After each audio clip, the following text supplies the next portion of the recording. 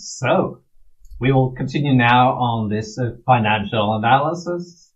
Last video we talked about the income statement, the balance sheet, the financial reports. And now we'd like to start to do something with it. Do some analysis, or at least some calculations on it. But let's just start where we ended the last time with our income statement and our balance sheet. So there we had the top marker was our sales. So what does come into the company as sales or revenues? We took them and our costs of goods sold. So like our material cost, our direct costs, which are variable along with our sales. Then we have our other variable costs.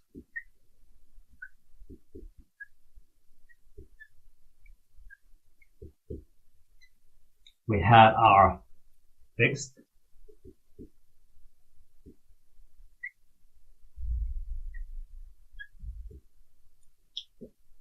And this is the points that we will be taking from our income statement. The other big report that we were looking at in the last one was the balance sheet. And as you remember, the balance sheet has two parts. They are balancing. So we'll just check one part of it and we'll take about the assets. So what has the company actually spent the money on? And it could, for example, be our inventory. So what have we produced up here, but we have not sold yet? What have we sold, but haven't received money for yet? Because, well, often we provide a credit line for our buyers. So that's called accounts receivable.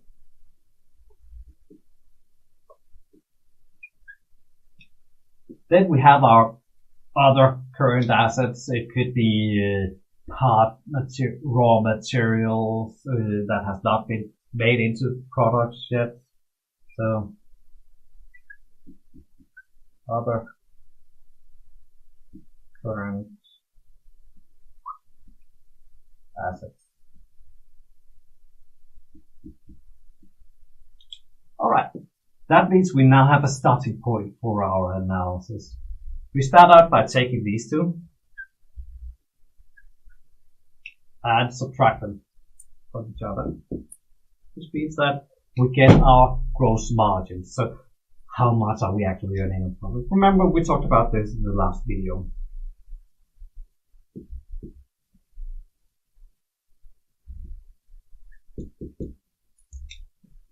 Down here, our variable costs, fixed costs, we add them together, and then we have our total expenses.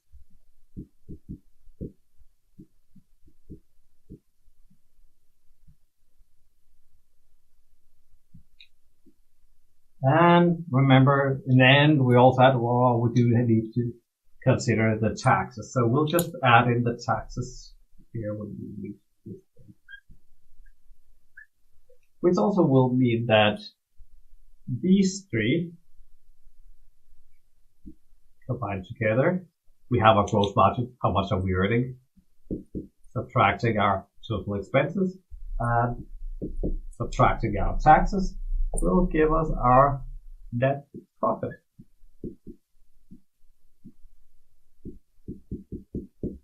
Is the company actually earning money?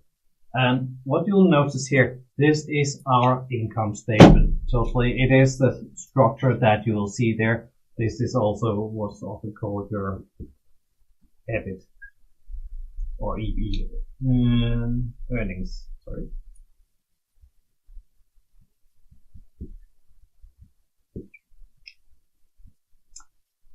But how well are we doing? And this is where we start working on the ratios. How well are we doing? How much money are we earning compared to our sales? So our profit margin. So net profit versus sales.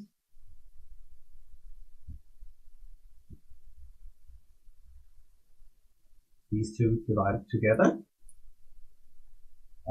Let's just jump to another column because now we're getting into the ratios. That will give our profit margin.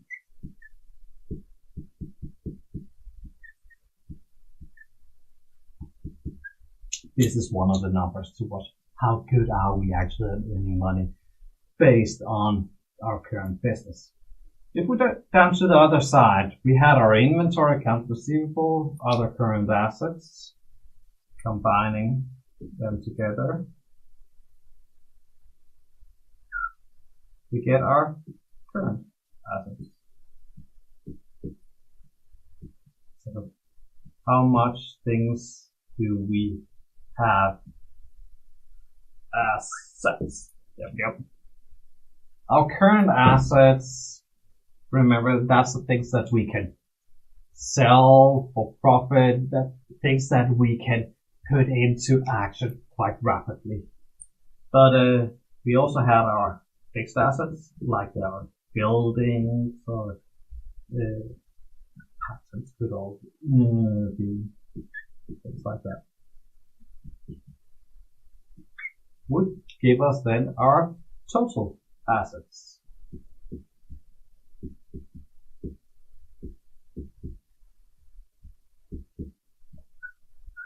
Again,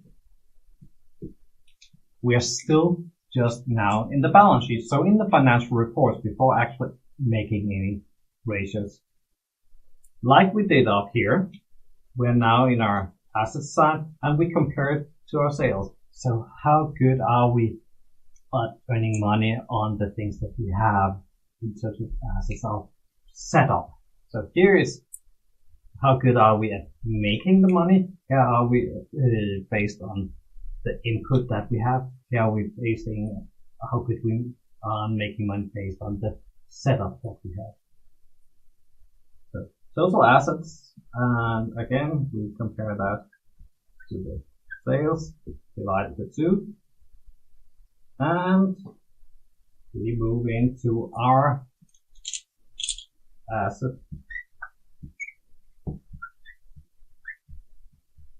turnover.